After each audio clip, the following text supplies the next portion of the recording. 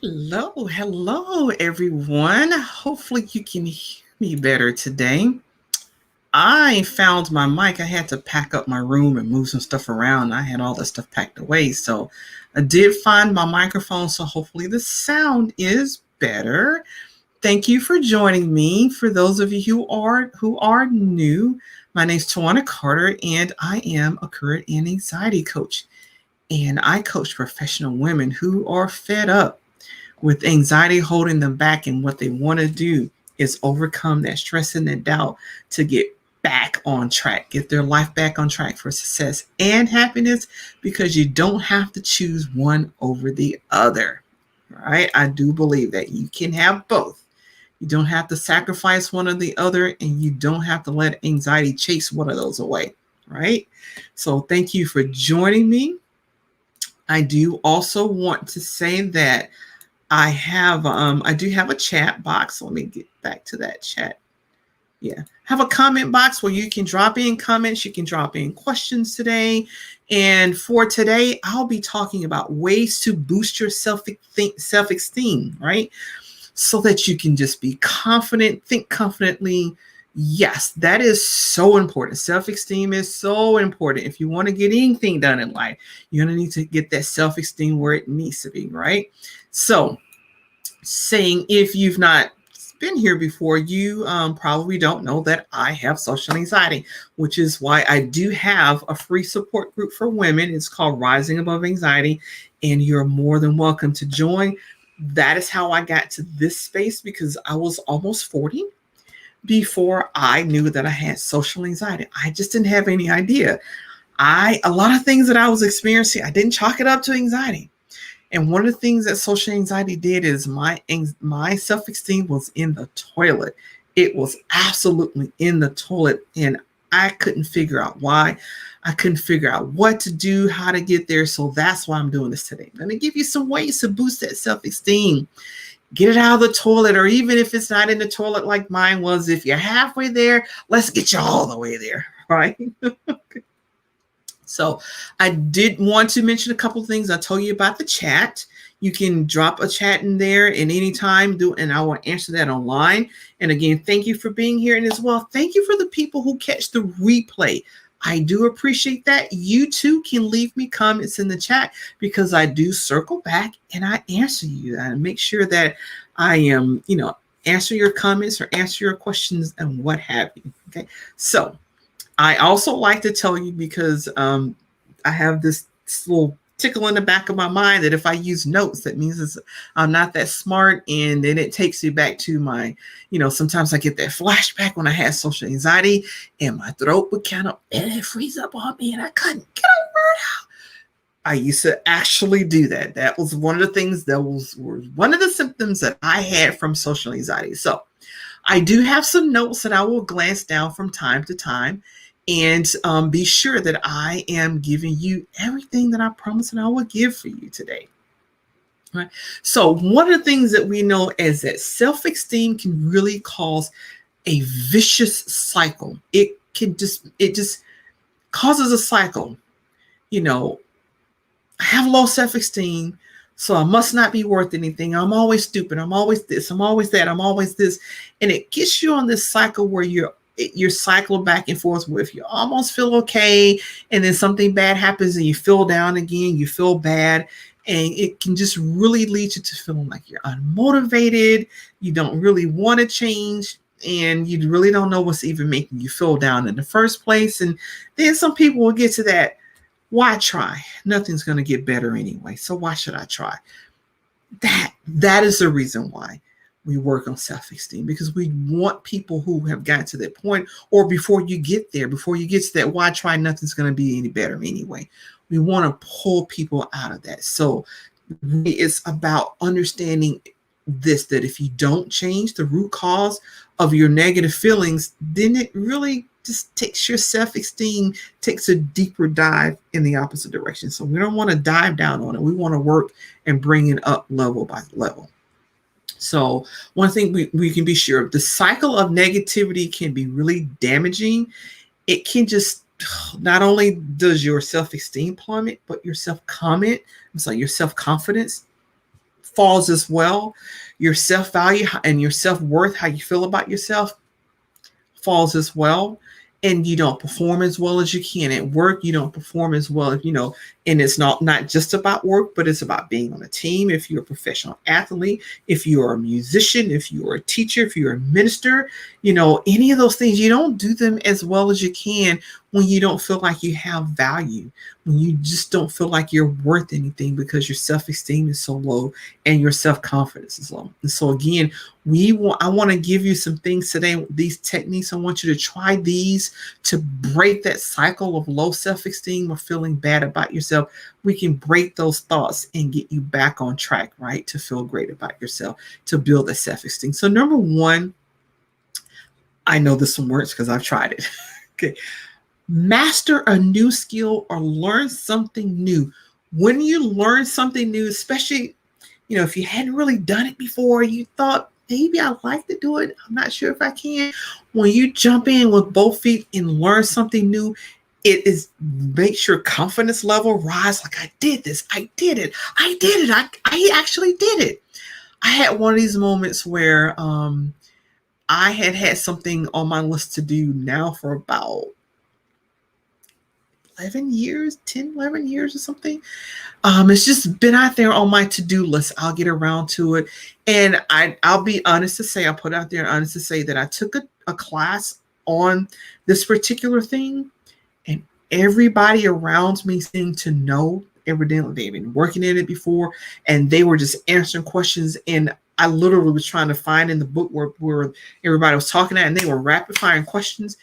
And I admit, I was not, my esteem kind of plummeted in that. And I felt that maybe I wasn't quite as smart as everybody else. And so even though I had taken the class to prepare for the exam, it took me from 2009 to, June 2020 to pass that exam. I didn't feel good about it. And finally I was like, you know what? I'm doing this. I'm doing it. I'm doing this. And I buckled down and I studied and I took it and I did it. I passed. I got the certification. That's what lack of self-esteem can do for you, even lack of confidence. And I just felt like they must know more than I do because I don't know what this lady is talking about. But now I know the same that they do because I jumped in. It was really something new. I jumped in and I did it. And my sense of accomplishment, sense of confidence, it did rise. So definitely learn or master a new skill. There's nothing like that to raise your self-confidence, to raise that level up. And it's especially true if the skill, if it benefits something you already doing. For me, it did. So really, it was like a double whammy. I got a double whammy for doing that one thing. The second thing, so that was number one, learn and master a new skill. Number two is make a list of all your accomplishments. It is really easy to forget about the things that you've already done, and you've already done it well. You've already accomplished it. Make a list, and from time to time, look back at that list and go, yeah, I remember this. I often do this for my first degree, my bachelor's degree. That one is most precious. I graduated from Alabama A&M, Huntsville, Alabama. First child of my family to graduate. Neither of my parents graduated from college. And I look back at that time and it was such a sense of accomplishment. I have to remind myself, didn't have a clue what I was doing when I got to college. I just know I wanted to major in zoology. Didn't even think I was smart enough to do it, but I put my head down and I just did it. I got it done. And that's an accomplishment that every so often I go back to. Every so often I look at that diploma. It's like, yeah, that's my degree. I did that. You will feel so much better about yourself. Make a list of your accomplishments. Number two. Number three, do something creative.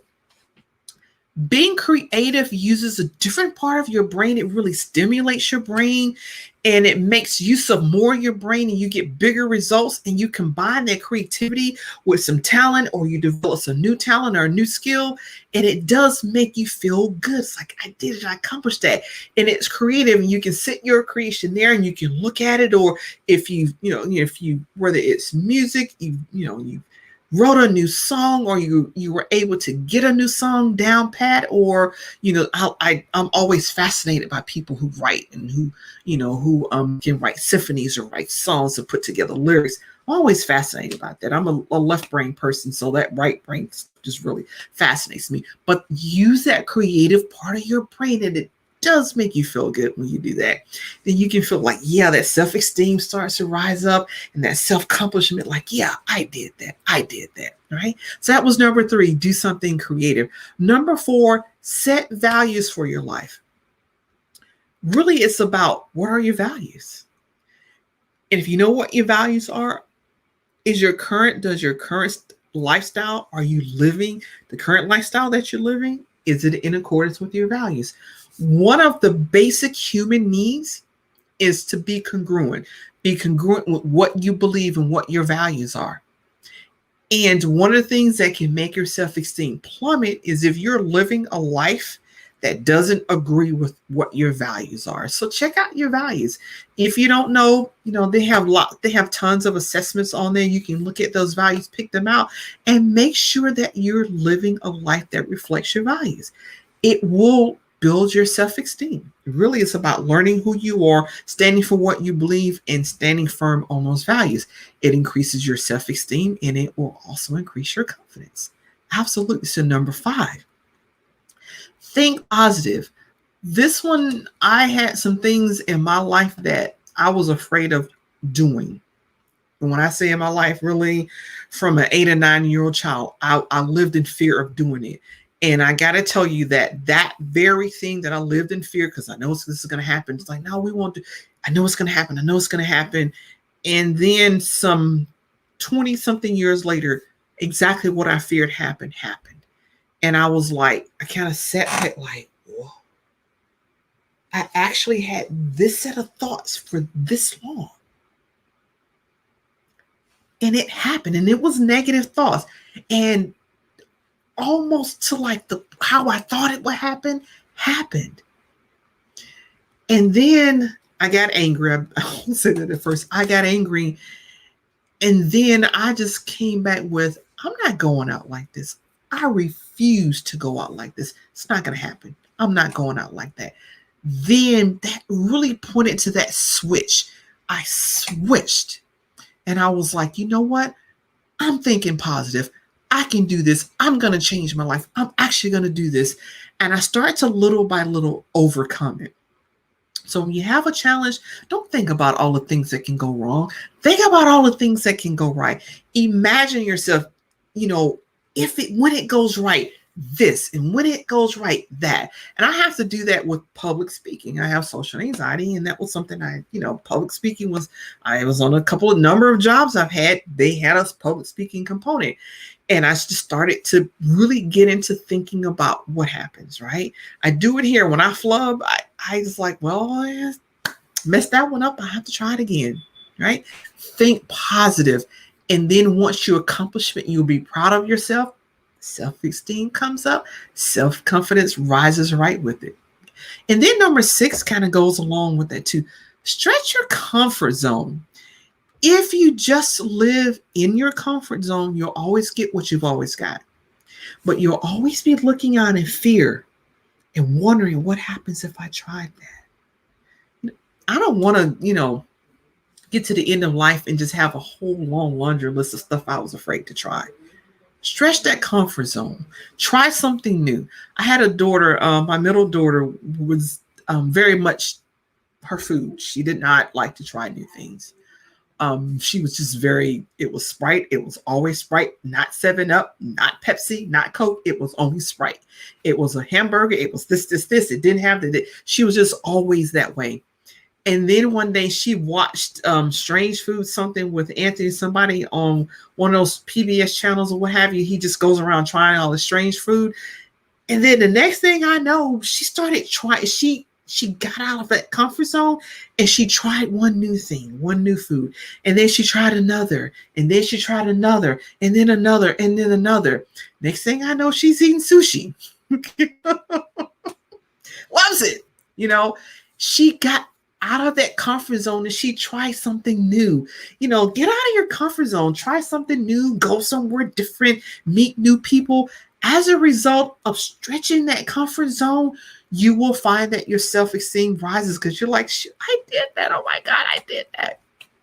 That's certainly me when it comes to wide open spaces. I don't like wide open spaces because that's one of the things that I struggle with self-confidence. But I will step out. I'll try something new once. That's now my mantra. I want to try something new once, depending on what it is. My daughter has a pet snake. I don't want to try the pet snake.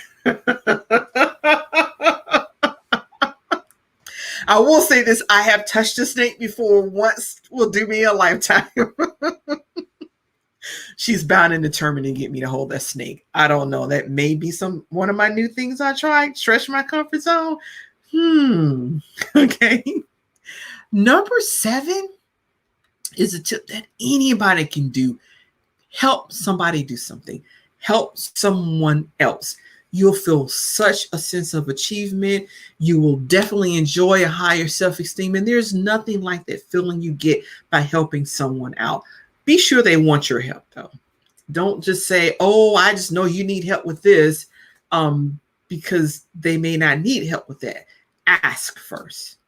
Ask and then do, especially when you're dealing with people who have disabilities. If you see them in a grocery store, don't just walk up and presume they need help with that and start doing things.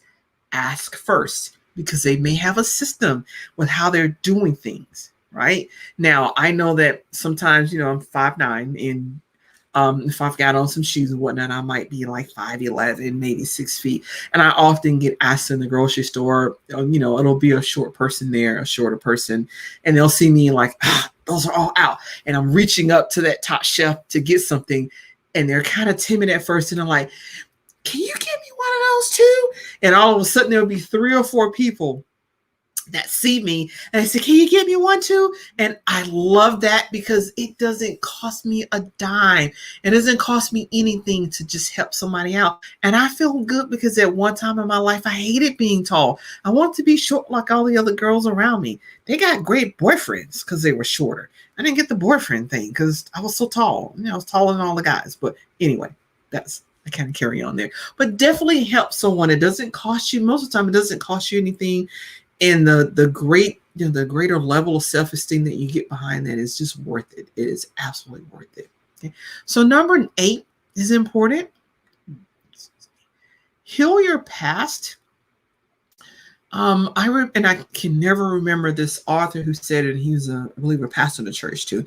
He said a lot of the illness and things that he sees in church is people dealing, with unforgiveness. And that's about forgiving and healing the past. And you do it for you, not for the person who wronged you, right? Like they said, vengeance, or basically being angry with someone and not forgiving them, is like taking poison. You take the poison, but you expect someone else to die. You expect someone else to get sick, and you expect for them to writhe in pain and to get sick and throw it and vomit. But it's really you who end up doing those things, whether literally or figuratively.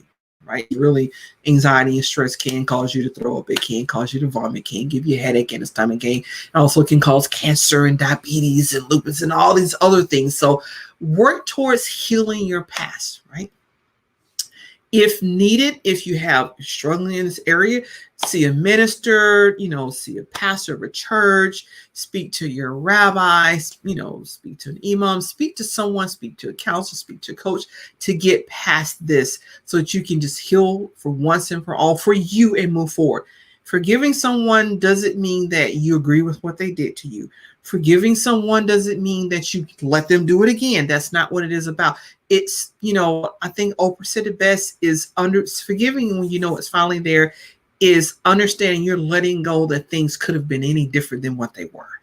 When you do that, you let go. You're not saying the person should have apologized to me. Maybe they should, but it's not about that. It's about you not wanting the rest of your life because of someone else. Again, it's you taking poison. Stop taking that poison, expecting someone else to get better. Let go of the poison and you get better yourself. Right? So that was number 8, try to heal your past. Number 9, avoid worrying about what others think. This one hit home for me. I remember the first time I heard this is Oprah Winfrey said, she's like, there's this amazing thing that happens when you're near 40. You stop caring what other people think about you. And at the time I was like, I was a huge people pleaser. I was so entrenched in that.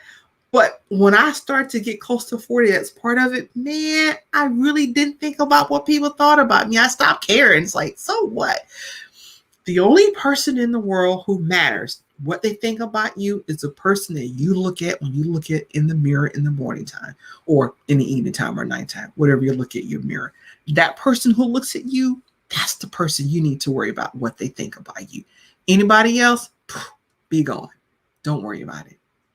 Because when you start worrying about what other people think about you, especially if they're saying negative things about you, trying to, tear you down and whatnot, your self-esteem starts to just plummet on down, and so does your confidence. So really, when you like you, when you're satisfied with what you do, that's the person who needs to be satisfied.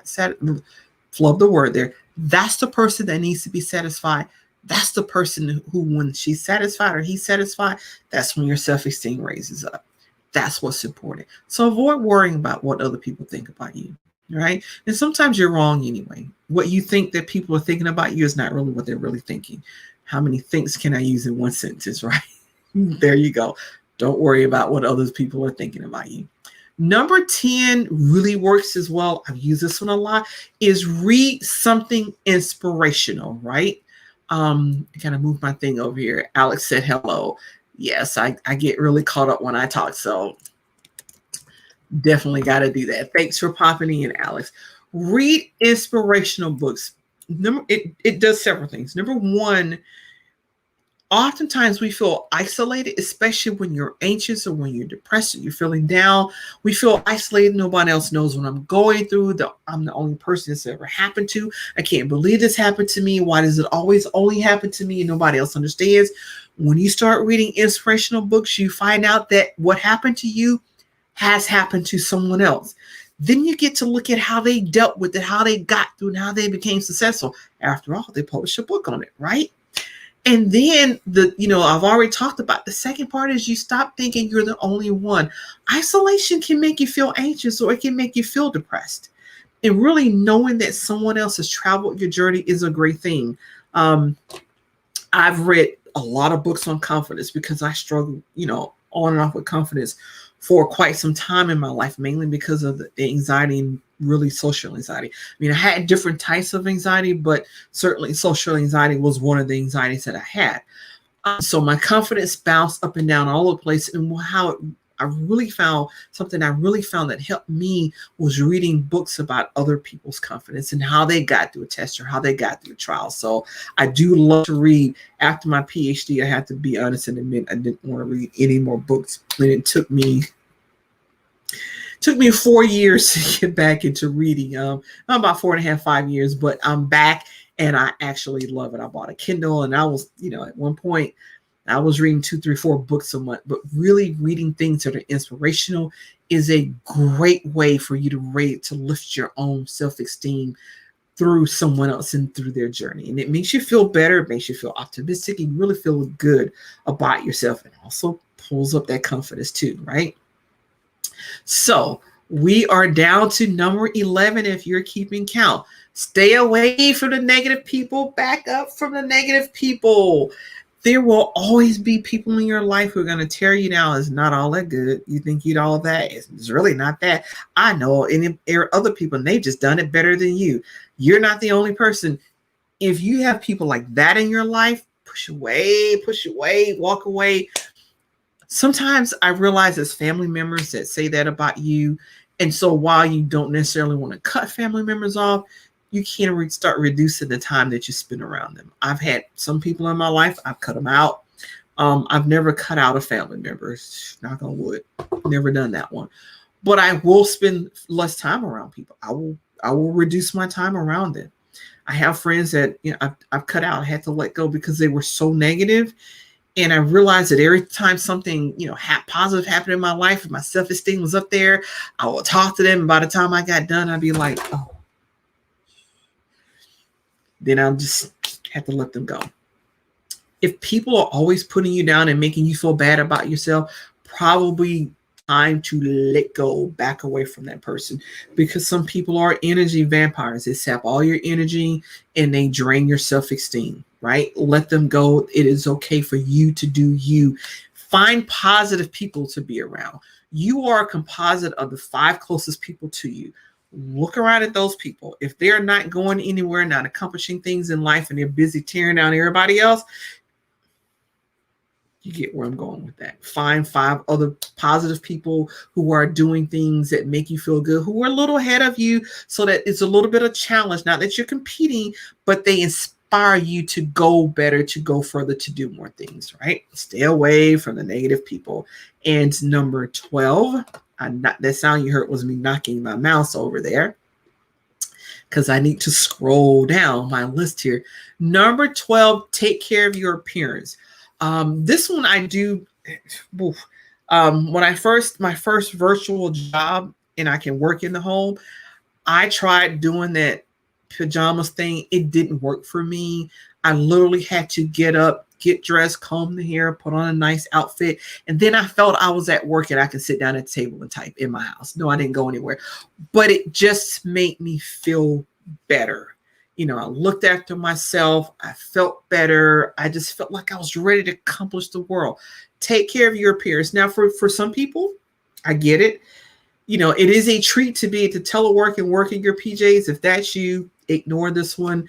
But if it's not, and you're feeling kind of like, I can't focus, I can't get it in gear, get up, look at your appearance. Do a little makeup if that's your thing. Do your hair, get your suit on, get your blouse. Just dress up and feel nice. When you look at yourself in the mirror, you're like, yes, that's the old me. It just makes you feel better, and it boosts your self-esteem. I promise you, try it out and see how it works for you, right? And if you have been counting, we are on number 13. Focus on what you can actually change. There are many things that are out of our control, just not there. But what's the use in focusing all of your energy on that you can't control? When you do, it drags your self-esteem down, because you're not successful, because you're trying to control something you have no control over. You don't have the sense of fulfillment and accomplishment because you're trying to control something you have no control over. Focus your energy on the things that you can control. What you'll find is you're happier. You can change your life for the better by only focusing on the things that you actually can control.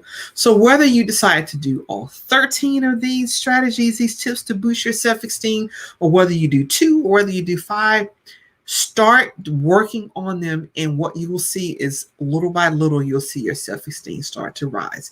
They actually work. These are not overnight types of things.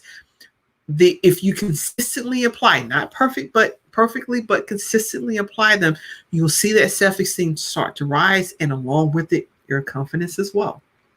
So thank you so much for joining me as I talked about I promise you, I will give you 13 ways to boost your self-esteem. And I'll also copy these and put them there as well, so that you can have those right there. I'll be sure to do that.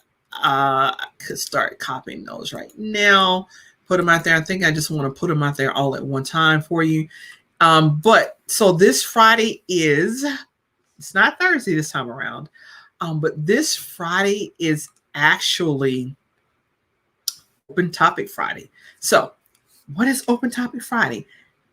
You can come get any answers you want about anxiety, about self-confidence, about self-esteem, about strategies, tips and tools, what have you. If you want to talk about your career and anxiety or confidence in your career, all questions are answered, all comments are attended to. So come with your questions. If you have questions, comments, you can drop them on this chat here, and I will be sure to address those on Friday, on Open Topic Friday. You can hop on Friday, drop me a chat, drop me a link. I'll answer those, or I will also, I'll put this out there. I will have an email. You can actually send me an email and email the topic, and I will be sure to incorporate that on Friday for Open Topics. So I look forward to seeing you. It will be this Friday at 6:30 Eastern Time. And that's 5:30 Central, 3:30 in California, 11:30 at night for those of you in the UK and in Europe. And for those of you in Australia, it's like 8:30 in the morning, 8:30 on a Saturday morning, but it's 8:30 in the morning. And for those of you in India, it's like really, really early in the morning for you. So if you want to hop up and catch, you certainly can, but it's pretty early, like 4 in the morning for you. About that in India. So absolutely you can. Open Topic Friday, so we'll have that for you. I look forward to seeing you on Friday, and I have a couple of reminders as well, so people can get their topics answered. And again, it's whatever comes up, that is what we talk about. So thank you for joining me. I will put this list of 13 things to boost your your self-esteem and your confidence out there. Take care, everybody, and have a great evening.